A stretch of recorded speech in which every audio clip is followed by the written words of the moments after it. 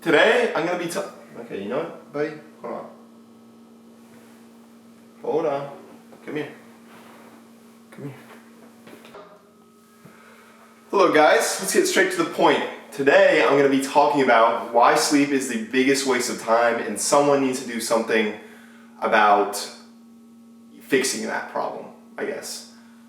I mean, it's pretty self-explanatory where this is going. Okay, many people, they look forward to sleeping, which I think is completely ridiculous. I mean, how boring do you have to be to want to sit down either in a chair or in your bed and just literally do nothing for hours on end? I mean, how can people do that?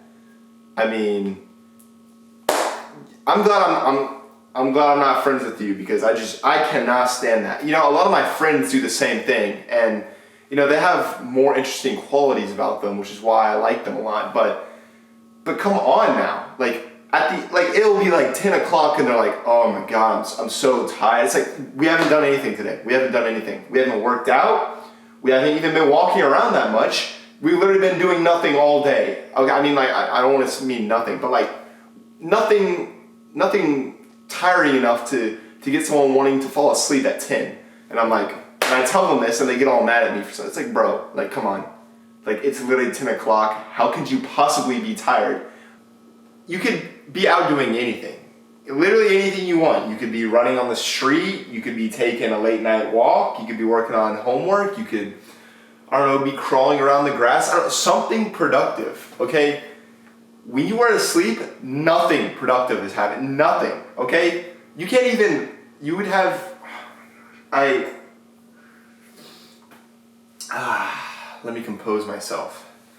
Okay, a lot of times, even when I am tired personally, I just still stay up because I just know how big of a waste of time sleeping is. Now, of course, I'm not here to debate the physiological importance of sleeping. Obviously, we need it to sleep. If people, you know, even a few nights without sleep around the world, you know, society would be in shambles, okay? Obviously, we can't just automatically just stop sleeping. But what I'm here to do is make a point that someone out there, someone's a lot smarter than me, needs to figure out a cure for this illness, because that's what it is. It's a sickening illness that takes away a third of a person's life.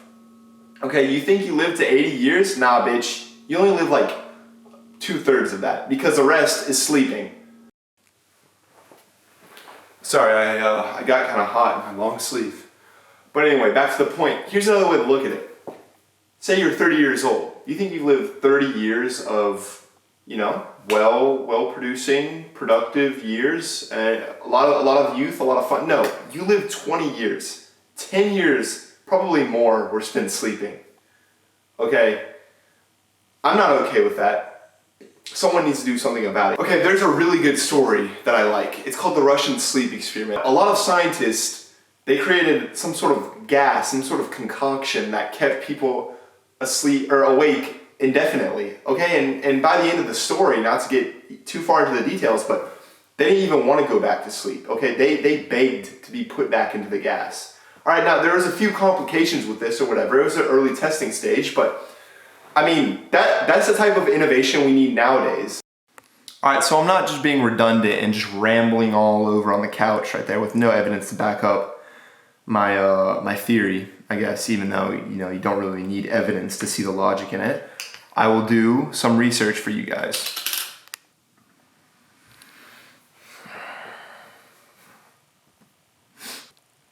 Speaking of the Russian sleep experiment, I found some declassified photos. I mean, look at this. It looks like these guys are having the time of their lives. I mean, it looks like this guy might have lost a little bit of weight, but in general, it looks like something, you know, I would want to be a part of.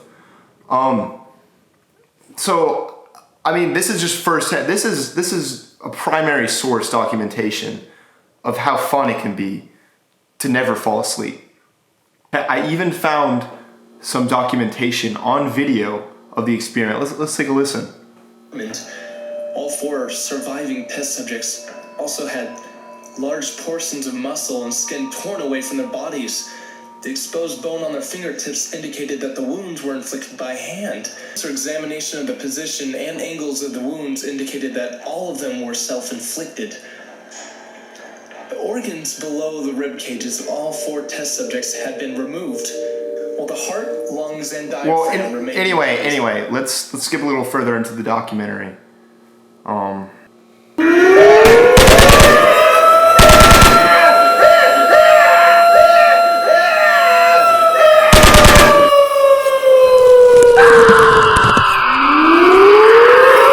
Well, anyway, it looks to me like the experiment went well. Unfortunately, discontinued due to some ethical concerns, but nevertheless, great progress made. Now, this Live Science article predicts that if humans didn't need sleep, they wouldn't necessarily be more productive. It says here that the human brain requires a certain amount of downtime to function optimally, and too much work or stress impairs thinking. That's why people may come up with their best ideas in the shower or in the middle of a seemingly mindless pastime. Well, guess what? If you didn't need sleep, you could do more mindless pastimes, okay? You could still get your 8 hours a day in, but instead of only 8 hours a day of recreation and other hobbies, you get 16 hours of it. More time to do things that are at least fun and maybe even possibly think of a better idea about something important. So, this scientist, he's not really looking at the bigger picture here.